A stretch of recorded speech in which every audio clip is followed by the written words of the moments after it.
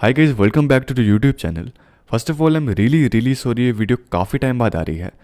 मैंने यूट्यूब से एक छोटी सी ब्रेक ली थी, बट बाय मिस्टेक वो ब्रेक काफ़ी बड़ी हो गई।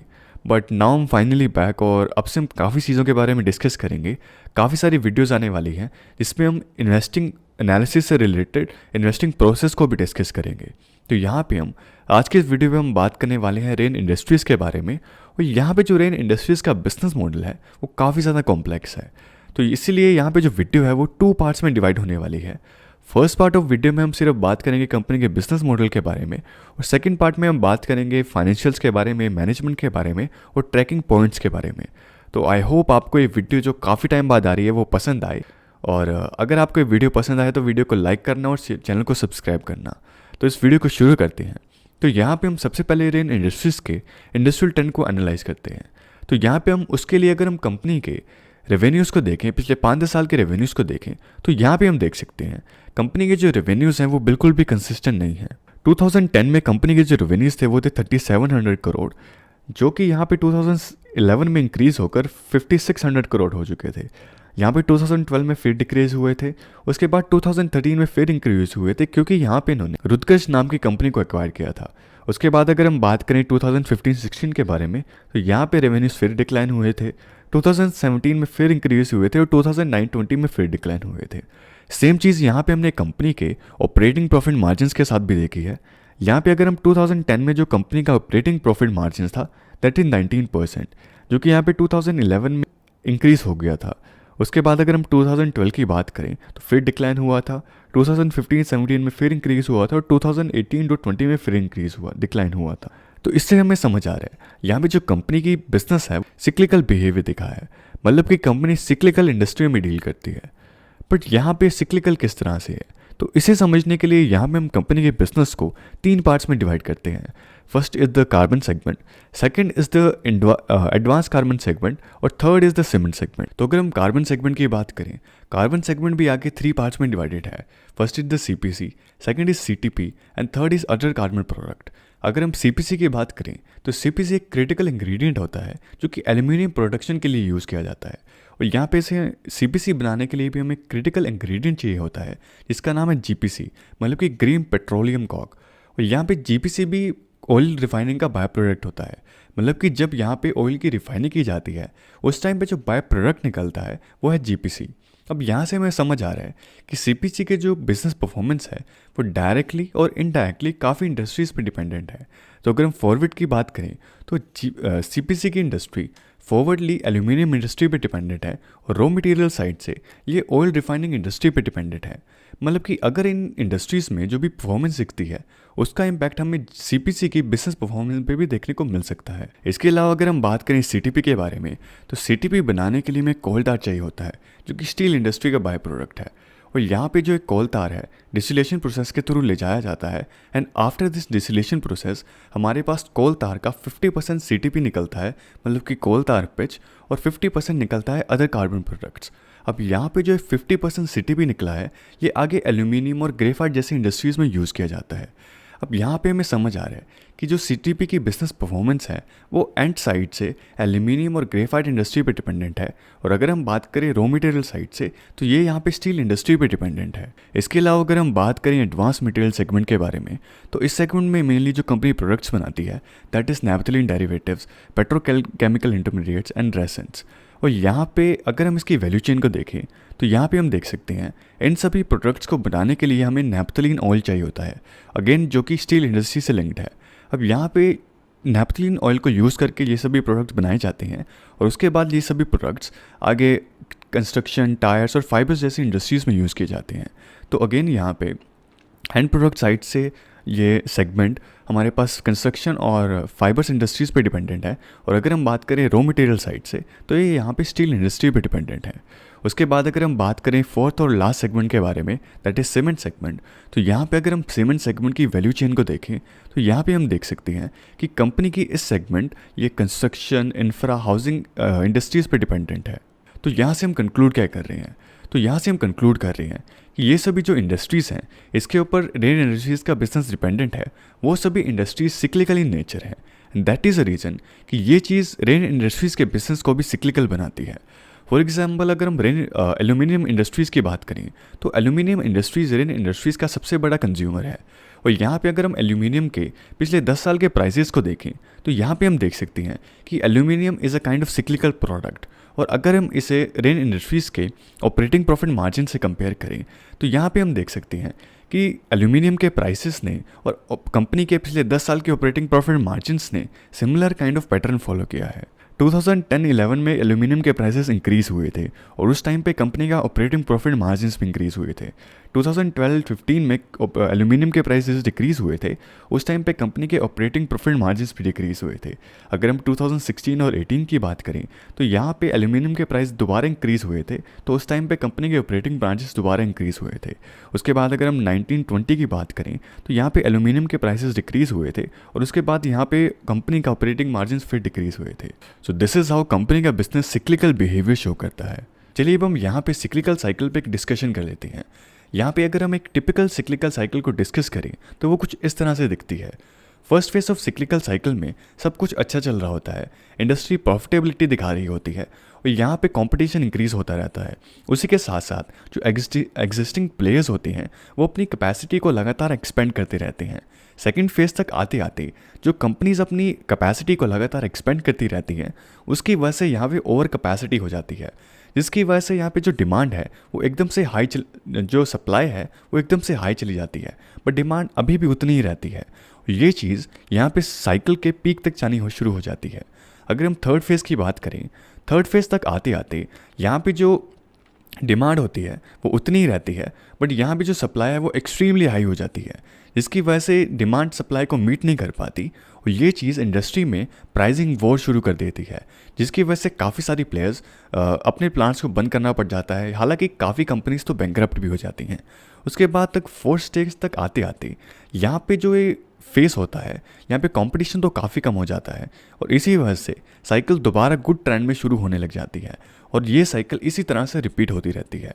One of the biggest example of this cycle is graphite India, जिसके ऊपर मैं पहले भी वीडियो बना चुका हूँ। अगर आप इस वीडियो को देखना चाहते हैं तो मैं ऊपर आई बटन में उसका लिंक दे दूंगा।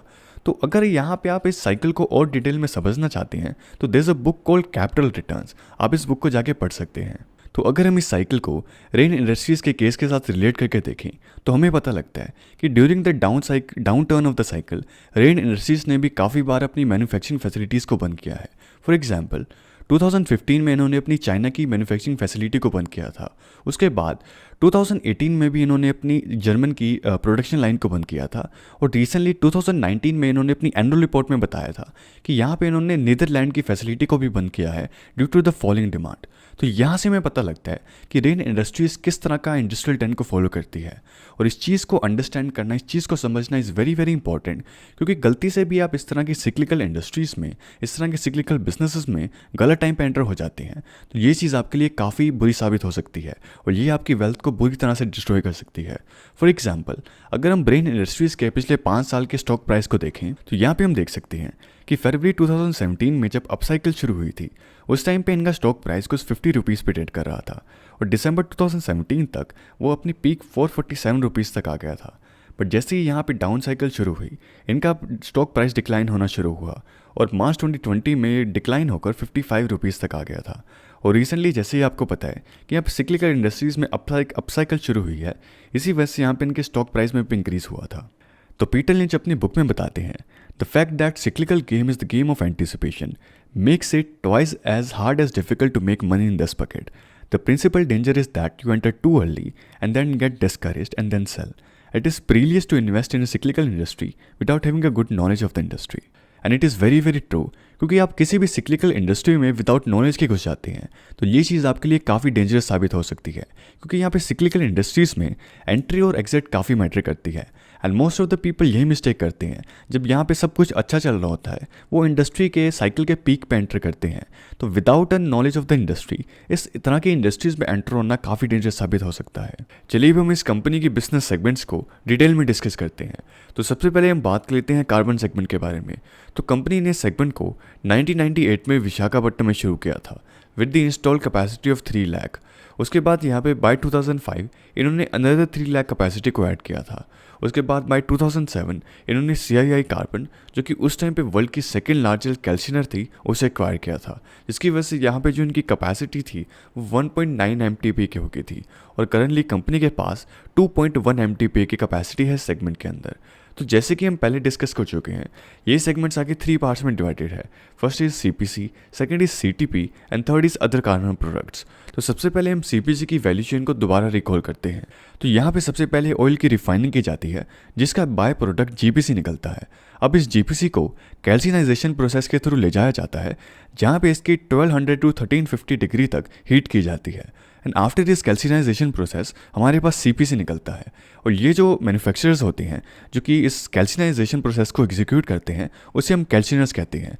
एंड यहाँ पे एवरी 1 टन ऑफ CPC बनाने के लिए 300 kg ऑफ GPC चाहिए होता है। तो Rain Industries is a kind of calciner जो कि दूसरे मैन्युफैक्चरर से GPC लेता है, उसे CPC में कन्वर्ट करता है और उसे आगे एल्यूमिनियम प्रोड्यूसर्स को बेचता है, क्योंकि एल्यूमिनियम प्रोड्यूसर्स को भी एवरी 1 टन ऑफ एल्यूमिनियम बनाने के लिए 400 kg ऑफ CPC चाहिए होता है। बट यहाँ पे काफ़ी इंपॉर्टेंट चीज़ क्या है कि GPC की क्वालिटी काफ़ी मैटर करती है, क्योंकि जितनी अच्छी क्वालिटी का GPC होगा उतनी अच्छी क्वालिटी का CPC बनेगा, और जितनी अच्छी क्वालिटी का CPC होगा उतनी अच्छी क्वालिटी का एल्यूमिनियम बनेगा। और at the end of the day aluminium smelters भी यही चाहते हैं कि वो अच्छी क्वालिटी का एल्यूमिनियम बना सकें। तो यहाँ पे 2 तरह के GPC बनते हैं। First is the less sulphur GPC, जिसे हम एनोड ग्रेड GPC भी कहते हैं, and second is the high sulphur GPC, जिसे हम नॉन एनोड ग्रेड GPC भी कहते हैं। बट यहाँ पे rain industries less sulphur GPC को प्रेफर करती है ताकि वो अच्छी क्वालिटी का CPC बना सके, क्योंकि अगर वो हाई सल्फर GPC को प्रेफर करेगी तो यहाँ पे उससे जो CPC बनेगा वो at the end of day aluminium producers को उससे दिक्कत आती है। क्योंकि अगर हम यहाँ पे हाई सल्फर GPC को यूज़ करके CPC बनाते हैं और उस CPC को यूज़ करके एल्यूमिनियम बनाते हैं तो उसके अंदर काफ़ी हाई एनर्जी रिक्वायर्ड होती है। इसलिए मोस्ट ऑफ द कैल्सिनाइजेशन इंडस्ट्री यहाँ पे एनोड ग्रेड GPC मतलब कि लेस सल्फर GPC को प्रेफर करती है।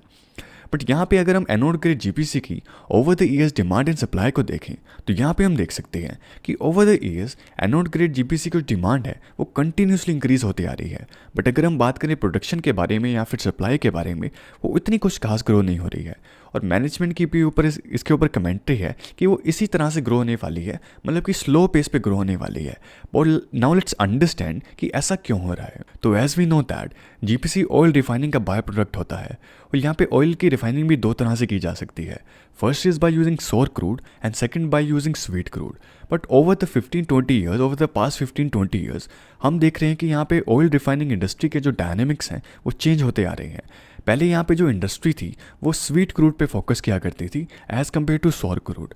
बट यहाँ पे ओवर द 15-20 ईयर्स जब से डायनामिक्स चेंज हो रहे हैं, ट्रेंड स्वीट क्रूड से हट के सौर क्रूड की तरफ जाते आ रहा है। क्योंकि यहाँ पे जब स्वीट क्रूड को यूज़ करके ऑयल की रिफाइनिंग की जाती है तो उसकी कॉस्ट काफ़ी ज़्यादा आती है as compare to sour crude. तो to increase the profitability oil refiners यहाँ पे सौर क्रूड पे ज़्यादा फोकस कर रहे हैं as compare to sweet crude. अब ये चीज़ एनोड ग्रेड GPC से कैसे लिंक्ड है, तो यहाँ पे जब स्वीट क्रूड को यूज़ करके ऑयल की रिफाइनिंग की जाती है तो उस टाइम पे यहाँ पे जो बाय प्रोडक्ट निकलता है वो एनोड ग्रेड GPC निकलता है। तो जैसे ही यहाँ पे स्वीट क्रूड की यूसेज कम होते आ रही है, एनोड ग्रेड GPC की प्रोडक्शन कम होते आ रही है। नाउ लेट्स अंडरस्टैंड कि कंपनी इसके लिए क्या इनिशिएटिव्स ले रही है। तो रिसेंटली कंपनी ने एक IC टेक्नोलॉजी का पेटेंट कराया है। अब ये IC टेक्नोलॉजी क्या है? तो IC technology is a kind of technology जो वेरियस ग्रेड्स ऑफ GPC को यूज़ करके CPC बनाती है। और यहाँ पे इसकी एडवांटेज ये है कि इसकी वजह से CPC की जो क्वालिटी होती है वो भी कॉम्प्रोमाइज़ नहीं होती। बट यहाँ पे जो इशू है वो सिर्फ इतना सा नहीं है, यहाँ पे एक और इशू है, और इसे समझने के लिए हमें बैक इन 2018 में जाना पड़ेगा। तो जुलाई 2018 में सुप्रीम कोर्ट ने GPC के इंपोर्ट पे बैन लगा दिया था, क्योंकि GPC एज अ मटेरियल काफ़ी पोल्यूशन क्रिएटिंग मटेरियल है। बट यहाँ पे काफ़ी सारे प्लेयर्स ने, पूरी इंडस्ट्री ने काफ़ी सारी पिटीशंस डाली। उसके बाद अक्टूबर 2018 में इंडस्ट्री को रिलैक्सेशन देने के लिए सुप्रीम कोर्ट ने लिमिटेड GPC के इंपोर्ट की परमिशन दी थी, which was around 1.4 million metric ton, जिसमें से 5.5 लाख मेट्रिक टन की जो अलॉटमेंट थी वो रेन इंडस्ट्रीज़ को मिली थी, और बाकी की जो अलॉटमेंट थी वो रिमेनिंग कैल्सिनाइजेशन प्लेयर्स को मिली थी। सो यहाँ पे प्रॉब्लम क्या है? यहाँ पे प्रॉब्लम ये है कि कंपनी के अकॉर्डिंग उनकी जो पर एनम की रिक्वायरमेंट है that is around 11.9 lakh metric ton, जिसमें से 6.8 लाख मेट्रिक टन की रिक्वायरमेंट एग्जिस्टिंग फैसिलिटीज़ के लिए है और 5 लाख मेट्रिक टन की रिक्वायरमेंट फ्यूचर फैसिलिटीज़ के लिए है। बट करंटली कंपनी के पास सिर्फ 5 लाख मेट्रिक टन की अलॉटमेंट है। उसके बाद यहाँ पे इनके पास 1 लाख मेट्रिक टन की एडिशनल अलॉटमेंट इन्हें रिसेंटली मिली है, जो कि इनकी एग्जिस्टिंग फैसिलिटीज़ की 95% रिक्वायरमेंट को कंप्लीट करती है। बट फ्यूचर रिक्वायरमेंट्स को टैकल करने के लिए यहाँ पे कंपनी ने सुप्रीम कोर्ट में पिटीशन भी डाली थी, जिसके अंदर इन्होंने मेंशन किया था कि यहाँ पे जो इनकी रिक्वायरमेंट है वो that is around 11.9 lakh metric ton. But Supreme Court ने उस पिटीशन का कोई भी रिप्लाई नहीं दिया। तो इस चीज़ को टैकल करने के लिए कंपनी क्या कर रही है? तो इस चीज़ से टैकल करने के लिए कंपनी ने इंडिया और यूएस के अंदर एसीपी प्लांट्स को सेटअप किया है। तो यहाँ पे हम सबसे पहले समझते हैं कि ये एसीपी है क्या। तो ये एसीपी जीपीसी का काफ़ी अच्छा अल्टरनेटिव मटेरियल है, और जीपीसी के ऊपर इसकी एडवांटेज है कि ये लेस सल्फ्यूरिक है और इसीलिए ये लेस पोल्यूशन कवर करता है। इसकी अनदर एडवांटेज ये है कि अभी तक एसी के ऊपर किसी भी तरह का बैन नहीं है, और इसीलिए कंपनी एसीपी प्लांट्स पे काफ़ी फोकस कर रही है। और रिसेंटली मैनेजमेंट ने बताया भी था कि इन्होंने यूएस एसीपी प्लांट की कंस्ट्रक्शन को दोबारा शुरू कर दिया है, और इंडियन एसीपी प्लांट की कंस्ट्रक्शन को ये FY21 के सेकेंड क्वार्टर तक शुरू कर देंगे।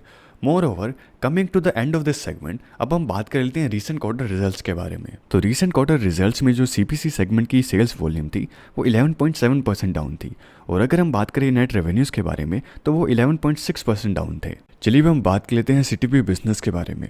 तो कंपनी ने इस बिजनेस को 2013 में शुरू किया था, जब इन्होंने वर्ल्ड की second largest cold distillation company Rutgers को एक्वायर किया था। तो यहाँ पे अगर हम सीटीपी की वैल्यू चेन को दोबारा रिकॉल करें तो यहाँ पे सबसे पहले कोलतार की डिस्टिलेशन की जाती है। तो हम समझते हैं कि कोलतार है क्या। तो कोलतार एक लिक्विड बाय प्रोडक्ट होता है। अब इसे समझने के लिए हमें थोड़ा और पीछे जाते हैं। तो यहाँ पे सबसे पहले कोलतार को लिया जाता है और उसके बाद उसे कन्वर्जन प्रोसेस के थ्रू ले जाया जाता है, एंड आफ्टर दिस प्रोसेस हमारे पास 80% ऑफ कोल मेटलर्जिकल कॉक में कन्वर्ट होती है। एंड ये जो मेटलर्जिकल कॉक निकली है ये आगे पिग आयरन प्रोडक्शन में यूज़ की जाती है थ्रू ब्लास्ट फर्नेस मेथड, मतलब कि BF method. And after this entire process हमारे पास कोल तार निकलता है, and every 400 kg of coal tar बनाने के लिए हमें 1 टन ऑफ मेटलर्जिकल कॉक चाहिए होती है। Now coming back to the value chain, यहाँ पे कोल तार की डिस्टिलेशन की जाती है, and after this distillation process हमारे पास 48% कोल तार पिच निकलती है और 52% निकलते हैं अदर कार्बन प्रोडक्ट्स। अब यहाँ पे जो 48% कोल तार पिच निकली है ये आगे एल्यूमिनियम और ग्रेफाइट जैसी इंडस्ट्रीज़ में यूज़ की जाती है। तो अगर हम एल्यूमिनियम इंडस्ट्री की बात करें तो वर्ल्ड की 80% ऑफ सीटीपी की प्रोडक्शन कार्बन के एनोड्स बनाने के लिए यूज़ की जाती है, और ये जो कार्बन के एनोड्स हैं ये आगे एल्यूमिनियम सीमेंटिंग की प्रोसेस के लिए यूज़ किए जाते हैं। And every 1 ton of aluminium बनाने के लिए हमें यहाँ पे 100 kg ऑफ सीटीपी चाहिए होती है। तो अगर हम एल्यूमिनियम इंडस्ट्री की ओवरऑल आउटलुक की बात करें तो 2019 में जो डिमांड थी that was around 64.42 million tons की, और सप्लाई थी that is around 63.59 million tons की। But with this AGR of 2% यहाँ पे एक्सपेक्ट किया जा रहा है कि 2024 तक ये जो डिमांड एंड सप्लाई है तो डिमांड यहाँ पे 71.4 मिलियन टन्स की हो सकती है, और सप्लाई यहाँ पे 71.90 मिलियन टन्स की हो सकती है। और मैनेजमेंट के अकॉर्डिंग ये जो डिमांड है ये मेनली ऑटोमोबाइल सेगमेंट से आएगी। उसके बाद अगर हम बात करें ग्रेफाइट इलेक्ट्रोड इंडस्ट्री के बारे में तो ग्रेफाइट इलेक्ट्रोड इंडस्ट्री सीटीपी की वर्ल्ड सेकंड लार्जेस्ट कंज्यूमर है विद 11% ऑफ टोटल कंजप्शन। तो अगर आपको याद हो तो ग्रेफाइट इंडिया वाली वीडियो में मैंने आपको बताया था कि यहाँ पे स्टील बनाने के 2 मेथड्स होते हैं। First is the BF method and second is the EF method. तो यहाँ पे EF मेथड जो स्टील बनाई जाती है उसके अंदर ग्रेफाइट इलेक्ट्रोड यूज़ होता है, और ये जो EF मेथड है ये काफ़ी नॉन पोल्यूशन क्रिएटिंग मेथड है। बट अगर हम बात करें ट्रेडिशनल BF मेथड के बारे में तो वो काफ़ी पोल्यूशन क्रिएटिंग मेथड है। तो इसलिए जो स्टील प्रोड्यूसर्स हैं वो ज़्यादा से ज़्यादा EF मेथड पे फोकस कर रहे हैं as compare to BF method. But ये चीज़ यहाँ पे एक काफ़ी बड़ा कंसर्न क्रिएट करती है। तो अगर आपको याद हो अभी थोड़ी देर पहले मैं आपको बताया था कि मेटलर्जिकल जो कॉक होती है वो आगे पिग आयरन इंडस्ट्रीज़ में यूज़ की जाती है थ्रू BF मेथड। अब ये चीज़ यहाँ पे कंसर्न क्रिएट करती है क्योंकि यहाँ पे जो स्टील प्रोड्यूसर्स हैं वो अब EF मेथड पे ज़्यादा फोकस कर रहे हैं, और इसी वजह से जो मेटलर्जिकल कोक के ओवन्स हैं उनकी कैपेसिटी इस वर्ल्ड के अंदर लिमिटेड रह चुकी है, और ये चीज़ यहाँ पे काफ़ी बड़ा कंसर्न क्रिएट करती है। बट अगर हम बात करें overall global demand and supply के बारे में तो 2019 में जो डिमांड थी that was around 7.31 million tons की, और जो सप्लाई थी that was around 7.43 million tons की। But with the CAGR of 2.6% expect किया जा रहा है यहाँ पे जो डिमांड है वो 8.31 मिलियन टन्स की हो सकती है और जो सप्लाई है वो 8.35 मिलियन टन्स की हो सकती है। अदर देन दिस, अगर हम बात करें रीसेंट क्वार्टर रिजल्ट्स के बारे में, तो रीसेंट क्वार्टर में CTP बिजनेस की जो बहुत सेल्स वॉल्यूम और नेट रेवेन्यूज थे वो कुछ 2% डाउन थे। चलिए अब हम बात कर लेते हैं अदर कार्बन प्रोडक्ट्स के बारे में। तो यहाँ पे मेनली 3 तरह के प्रोडक्ट्स ऑफर करती है। First is naphthalene, second is aromatic oil and third is carbon black oil. तो सबसे पहले हम बात कर लेते हैं नैप्थलीन के बारे में। तो naphthalene is a kind of chemical intermediate जो कि यहाँ पे डेस्परेंट की प्रोडक्शन में और कंस्ट्रक्शन इंडस्ट्री में मेनली यूज़ किया जाता है। तो यहाँ से हमें पता लगता है कि यहाँ पे जो नैप्थलीन की डिमांड है वो मेनली कंस्ट्रक्शन इंडस्ट्री से कोरिलेटेड है। उसके बाद अगर हम बात करें एरोमेटिक ऑयल के बारे में, such as carbon black oil, तो ये काफ़ी सारी इंडस्ट्रीज़ में यूज़ किए जाते हैं। बट अगर हम मेनली बात करें तो ये यहाँ पे जो कार्बन ब्लैक ऑयल है वो कार्बन ब्लैक की इंडस्ट्री में ही यूज़ किया जाता है। तो यहाँ पे ये कार्बन ब्लैक ऑयल को यूज़ करके कार्बन ब्लैक बनाते हैं और उस कार्बन ब्लैक को यूज़ करके आगे टायर्स और कंस्ट्रक्शन इंडस्ट्री में यूज़ किए जाते हैं। तो यहाँ पे जो एरोमेटिक ऑयल्स हैं ये भी काफ़ी सारी इंडस्ट्रीज़ पे डिपेंडेंट हैं। तो यहाँ से हमें क्या पता लग रहा है कि ये जो सभी अदर कार्बन प्रोडक्ट्स हैं जो कि नैप्थलीन हैं, जो एरोमेटिक ऑयल्स हैं, ये काफ़ी सारी इंडस्ट्रीज़ पे डिपेंडेंट है और वो इंडस्ट्रीज़ मेनली कंस्ट्रक्शन और ऑटोमेटिव इंडस्ट्री हैं। तो ये जो इंडस्ट्रीज़ हैं ये मेनली कमोडिटी प्राइजेस पे डिपेंडेंट होती है। तो यहाँ पे जो कमोडिटी प्राइस की फ्लक्चुएशन होती है वो काफ़ी मैटर करती है, क्योंकि अगर यहाँ पे प्राइजेस में डिक्रीज़ आती है तो कंपनी के इस पर्टिकुलर बिजनेस में ये चीज़ उसके मार्जिन्स को इम्पैक्ट कर सकती है। तो इस चीज़ को भी ट्रैक करना काफ़ी इंपॉर्टेंट है। चलिए अब हम बात कर लेते हैं एडवांस मटेरियल सेगमेंट के बारे में। तो इससे पहले कि हम इंडस्ट्रियल चेन को डिस्कस करें, अभी जैसे कि हमने CTP सेगमेंट में डिस्कस किया था कि यहाँ पे कोल तार की डिस्टिलेशन की जाती है and after this distillation process हमारे पास 48% कोल तार पिच निकलती है और 52% हमारे पास अदर कार्बन प्रोडक्ट्स निकलते हैं। और अभी हमने उन अदर कार्बन प्रोडक्ट्स के बारे में भी थोड़ी देर पहले बात की। तो अब इस सेगमेंट के अंदर उन अदर कार्बन प्रोडक्ट्स को आगे इंडस्ट्रियल प्रोसेस के थ्रू ले जाया जाता है एंड आफ्टर दिस प्रोसेस हमारे पास जो प्रोडक्ट्स निकलते हैं वो इस एडवांस मटेरियल सेगमेंट में आते हैं। तो फॉर एग्जांपल अगर हम नैप्थलीन का एग्जांपल लेके चलें तो यहाँ पे नैप्थलीन को इंडस्ट्रियल प्रोसेस के थ्रू ले जाया जाता है and after this industrial process हमारे पास रेसेंस और नैप्थलीन डेरिवेटिव्स जैसे प्रोडक्ट्स निकलते हैं जो कि आगे टायर्स, कंस्ट्रक्शन और रबर जैसी इंडस्ट्रीज में यूज़ किए जाते हैं। तो यहाँ पे रेन इंडस्ट्रीज़ 2 तरह से एडवांस मटेरियल सेगमेंट के प्रोडक्ट्स बनाती है।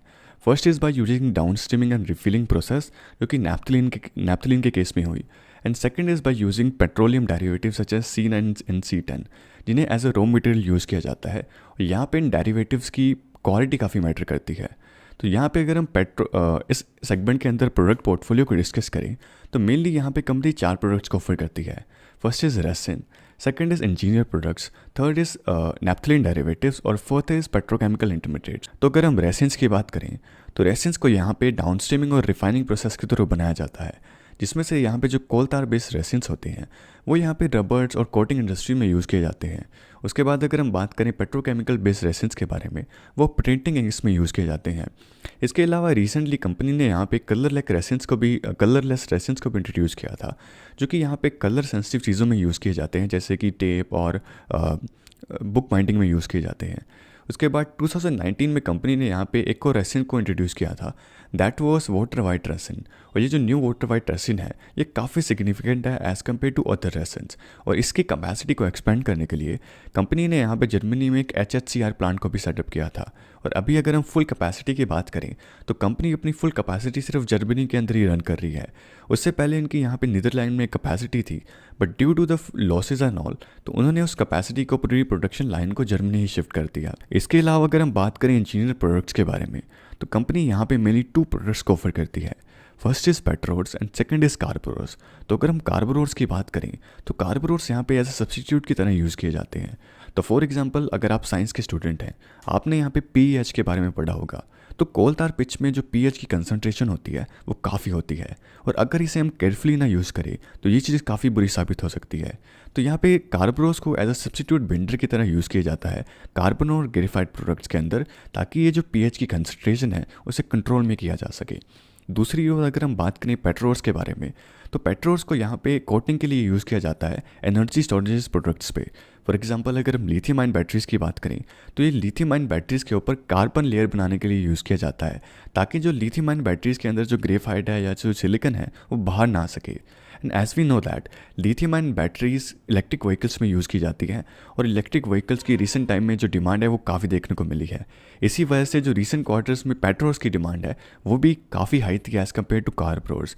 और इसके ऊपर मैनेजमेंट ने कमेंट्री भी की थी कि ये हालांकि ये जो सेगमेंट है वो काफ़ी छोटी है, बट चीज़ इस डिमांड को फुलफ़िल करने के लिए ये यहाँ पे छोटी मोटी इन्वेस्टमेंट्स भी कर सकते हैं। इसके बाद अगर हम बात करें थर्ड प्रोडक्ट कैटेगरी के बारे में, दैट इज़ पेट्रोकेमिकल इंटरमीडिएट्स, तो इस कैटेगरी में कंपनी मेनली बेंजीन, टोल्यून और सोलोन जैसे प्रोडक्ट्स को तैयार करती है। और फोर्थ जो कैटेगरी है दैट इज़ नैफ्थलीन डेरिवेटिव्स, उसके बारे में हम ऑलरेडी डिस्कस कर चुके हैं। इसी के साथ साथ अगर हम एडवांस मटेरियल सेगमेंट के रीसेंट क्वार्टर रिजल्ट्स पे नज़र डालें तो जैसे कि हम देख सकते हैं कि रीसेंट क्वार्टर रिजल्ट्स में जो एडवांस मटेरियल सेगमेंट की सेल्स वॉल्यूम थी वो 17.5% डाउन थी और नेट रेवेन्यूज़ यहाँ पे 11.2% डाउन थे। एंड कंपनी के अकॉर्डिंग इसके पीछे के यहाँ पे 2 मेन रीजंस हैं। पहला reason is the raw material availability and second reason यहाँ पे जो इनका सुपर प्लास्टिसाइजर का बिजनेस था वहाँ से इन्होंने डिसइन्वेस्टमेंट कर दी। चलिए अब हम बात कर लेते हैं थर्ड एंड लास्ट सेगमेंट के बारे में, दैट इज सीमेंट सेगमेंट। तो इस सेगमेंट में कंपनी मेनली 2 सीमेंट प्लांट्स को ऑपरेट करती है with a total install capacity of 4 million metric ton per annum, जिसमें से वन जो प्लांट है वो आंध्र प्रदेश में है और सेकंड प्लांट यहाँ पे तेलंगाना में है। तो यहाँ पे कंपनी सीमेंट को मैन्युफैक्चर करती है और उसे आगे प्रिया सीमेंट के नाम से आंध्र प्रदेश और साउथ इंडियन स्टेट्स में बेचती है। तो यहाँ पे अगर हम सीमेंट सेगमेंट की वैल्यू चेन को दोबारा डिस्कस करें तो यहाँ पे जो थर्मल प्रोडक्शन की जाती है, जो थर्मल पावर प्रोडक्शन की जाती है, उस टाइम पे ये एक बाय प्रोडक्ट निकलता है दैट इज़ फ्लाई ऐश। अब रेन इंडस्ट्रीज इस फ्लाई ऐश को लेती है, उसकी ब्लेंडिंग की जाती है और वो आगे सीमेंट बनाने में यूज़ किया जाता है। तो यहाँ पे रेन इंडस्ट्रीज मेनली 2 सीमेंट बनाती है। फर्स्ट इज़ पीपीसी जो कि फ्लाई ऐश को यूज़ करके बनता है एंड सेकेंड इज़ यहाँ पे है ओपीसी जो कि यहाँ पे लाइमस्टोन को यूज़ करके बनता है। But over the years company अपनी ओसीबी प्रोडक्शन को डिक्रीज़ करते आ रही है और पीपीसी प्रोडक्शन को इंक्रीज़ करते आ रही है, क्योंकि यहाँ पे जो पीपीसी प्रोडक्शन है वो काफ़ी इको फ्रेंडली है as compare to OCB production. तो यहाँ पे कंपनी इसी तरह से सीमेंट बनाती है और उसे आगे कमर्शियल, इंफ्रा, रूरल और अर्बन हाउसिंग जैसी इंडस्ट्रीज में बेचती है। अब अगर हम सीमेंट इंडस्ट्री एज ओवरऑल की बात करें तो इंडिया का जो सीमेंट सेक्टर है वो वर्ल्ड का सेकंड लार्जेस्ट सीमेंट सेक्टर है with the total install capacity of 545 million turns. But यहाँ पे सीमेंट के साथ एक प्रॉब्लम भी है और प्रॉब्लम यह है कि ये बल्क मटेरियल है और ये लार्जेस्ट लॉन्गर डिस्टेंस तक ट्रांसपोर्ट नहीं हो सकता। इसकी जो ट्रांसपोर्टेशन है वो लिमिटेड एरियाज तक ही लिमिटेड है और यही चीज़ है कि इंडिया का जो सीमेंट सेक्टर है वो 5 पार्ट्स में डिवाइडेड है, that is north, south, east, west and central. But अगर हम ओवरऑल आउटलुक की बात करें तो IBF की रिपोर्ट के अकॉर्डिंग यहाँ पे जो इंडिया की सीमेंट इंडस्ट्री है वो पॉजिटिव आउटलुक दिखा रही है, उसमें इंप्रूवमेंट दिखाई दे रही है। अब यहाँ पे फाइनेंशियल ईयर 21 के सेकंड क्वार्टर में पूरी इंडस्ट्री ने काफ़ी अच्छी डिमांड दिखाई है, काफ़ी अच्छी स्ट्रॉन्ग डिमांड दिखाई है और इसीलिए यहाँ पे जो इनकी अर्निंग्स है वो भी इम्प्रूव हुई है। और यहाँ पे according to the same report ये जो आउटलुक है फॉर द एंटायर ईयर यहाँ पे हमें पॉजिटिव दिखाई दे रहा है। बट अगर हम बात करें उन ग्रोथ फैक्टर्स के बारे में जिसकी वजह से यहाँ पे इंडस्ट्री में पॉजिटिविटी दिखाई देने को मिल रही है, तो यहाँ पे जो सबसे बड़ा फैक्टर है दैट इज़ गवर्नमेंट इनिशिएटिव्स। अगर आपने रिसेंटली यूनियन बजट सुना हो तो उसमें गवर्नमेंट ने इंफ्रास्ट्रक्चर, रूरल हाउसिंग और यहाँ पे रोड प्रोजेक्ट्स को काफ़ी बड़ी एलोकेशन दी है ताकि वो इकोनॉमी को बूस्ट कर सके और इसी वजह से यहाँ पे सीमेंट इंडस्ट्री में पॉजिटिविटी दिखाई देने को मिल रही है। सेकेंड फैक्टर ये है कि लास्ट ईयर यहाँ पे अप्रैल और दिसंबर 2020 में सीमेंट और जिप्सम रिलेटेड इंडस्ट्रीज़ में अराउंड $5.28 बिलियन के फॉरेन इन्फ्लोज देखने को मिले थे। तो यही जो मेन फैक्टर्स हैं जो कि यहाँ पे पॉजिटिविटी को ड्राइव कर रहे हैं। So according to the same report यहाँ पे एक्सपेक्ट किया जा रहा है कि जो सीमेंट की डिमांड है वो 8% के CAGR से ग्रो होगी और यहाँ पे रूरल हाउसिंग का काफ़ी बड़ा उसमें रोल प्ले होगा। इसी के साथ साथ अगर हम इस सेगमेंट के रीसेंट क्वार्टर रिजल्ट्स को देखें तो यहाँ पे हम देख सकते हैं कि sales last year same quarter से 20% अप है और यहाँ पे जो प्रॉफिट्स हैं वो 37% अप है।